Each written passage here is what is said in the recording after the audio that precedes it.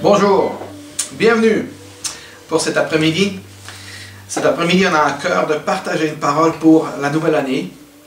C'est une des choses qu'on a reçues à cœur fin l'année passée, qu'on devait vraiment régulièrement partager une parole pour la saison. Donc, c'est la première fois, et donc la première fois, c'est une parole pour la nouvelle année 2012. Donc voilà, c'est là où on est. J'aimerais d'abord prier. Saint-Esprit, je t'invite vraiment de venir, de nous toucher cet après-midi. Saint-Esprit, j'aimerais demander que tu viennes nous diriger, que nous garder, que tu ouvres notre cœur, qu'on puisse vraiment recevoir ce que tu as à dire. Arrependez, touche nos pensées, touche notre cœur. Seigneur, et libère une nouvelle bénédiction pour cette année, afin qu'on puisse entrer et marcher avec toi dans la victoire et dans la grâce que tu nous donnes. Dans le nom de Jésus-Christ. Amen. Bon, j'aimerais vous lire une parole, c'est une des premières paroles que j'ai reçues pour cette nouvelle année. C'est Luc 5, 17. Un jour, Jésus enseignait. Des pharisiens et des docteurs de la loi étaient assis. Ils étaient venus de tous les villages de Galilée, de Judée et de Jérusalem.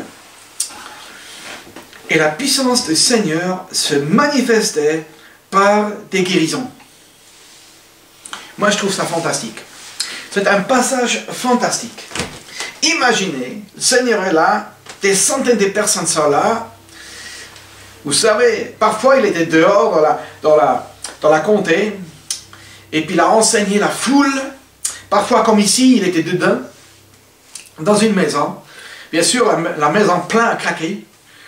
Et puis d'un coup, il était en train de prêcher. D'un coup, la puissance de Dieu arrive. Commence à toucher les gens qui commencent à pleurer, des gens qui sont guéris, des gens qui sont délivrés.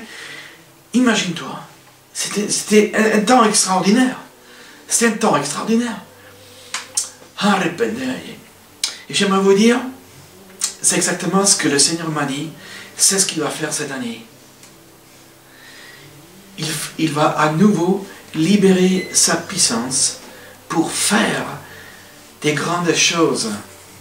Pourquoi? Parce que cette année, l'année 2012, c'est le nombre, c'est le numéro qui est normalement, qui désigne son gouvernement apostolique.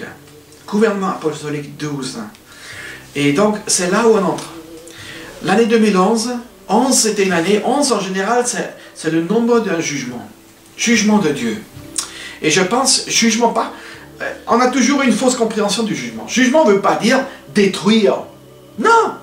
Si vous mettez votre voiture chez le mécanicien, et s'il va vous donner un jugement de la voiture, ça ne veut pas dire qu'il prend la grande masse pour la détruire, non?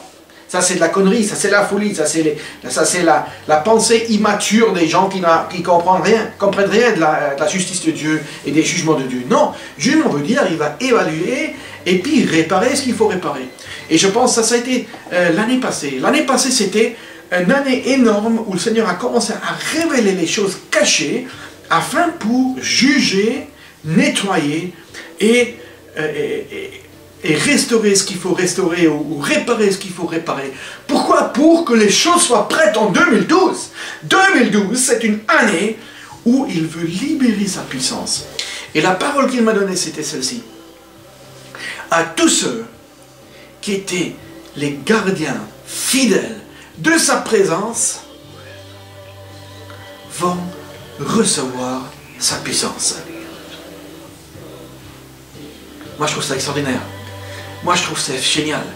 C'est génial parce que je pense les dernières années, les dernières 10-15 années, je pense que le Seigneur a vraiment éprouvé son peuple et vraiment touché son peuple, purifié son peuple.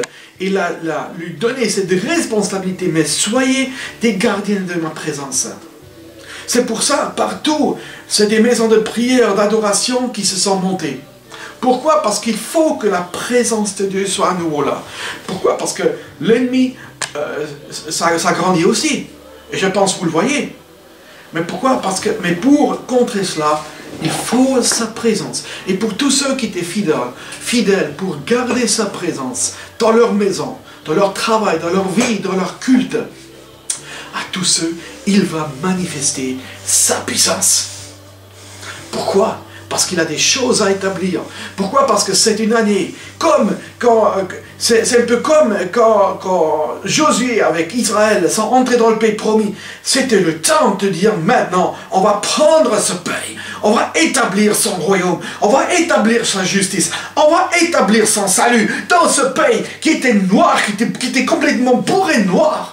Et je pense que c'est aussi ce qu'il nous dit aujourd'hui cette année. Cette année, je vous ai préparé. Maintenant, on va y aller, on va établir mon royaume. Ça va être une année pour aller prêcher l'évangile. Ça va être une année pour aller voir des malades qui guérissent. C'est une année pour voir des morts ressuscités. C'est une année où il va dire, mais cette année, vous allez refouler des armées. C'est une année où vous avez bouleversé, parce que je vais bouleverser les gouvernements. Cette année, je vais toucher la terre, les nations, et j'ai besoin de mon peuple pour utiliser chaque opportunité que je donne quand je vais bouleverser les nations, qu'ils soient là, prêts pour agir, pour amener mon royaume.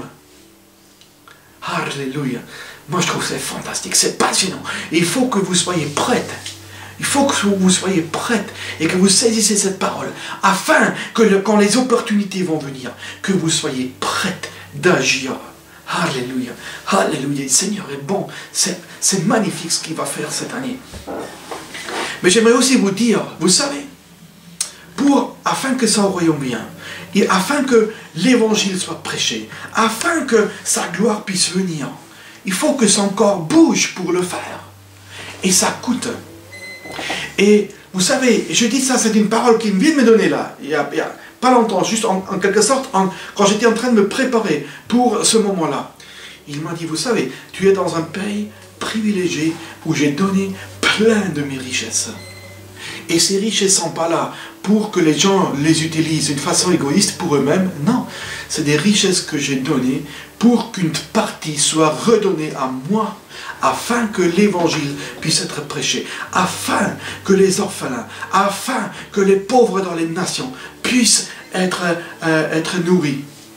C'est pas pour nous, c'est pour cela, c'est pour son royaume. Et il dit, et je sens dans le corps de Christ, il a une énorme réticence pour donner à Dieu ce qu'il doit donner à Dieu. Et le Seigneur a dit, si vous ne me donnez pas ce qui est à moi, ce qui est dans vos mains va périr. Pourquoi? Parce que je vais toucher Babylone cette année. Je vais toucher Babylone cette année. Et si vous ne me donnez pas ce qui est à moi, ce que vous avez, vous allez perdre. Ça va périr. Et si vous ne répondez pas, vous allez périr avec. Exactement comme Ananias et Saphira. C'est quelque chose d'important. C'est un avertissement pour cette année. C'est un avertissement en particulier pour le corps de Suisse qui veut être bouché, qui veut garder ce qu'il a, qui ne veut pas ouvrir son cœur à des besoins, qui veut semer son argent dans les gravières religieux qui ne portent rien.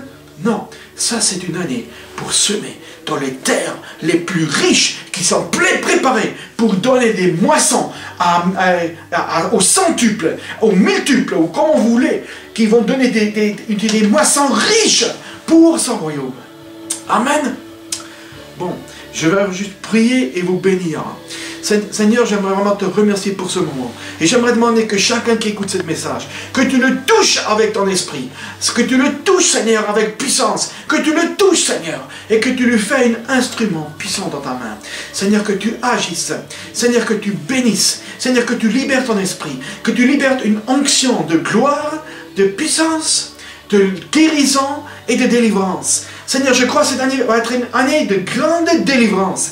Et Seigneur, que tu libères cette onction de délivrance et de guérison d'une façon nouvelle, dans le nom de Jésus-Christ. Amen. Soyez bénis.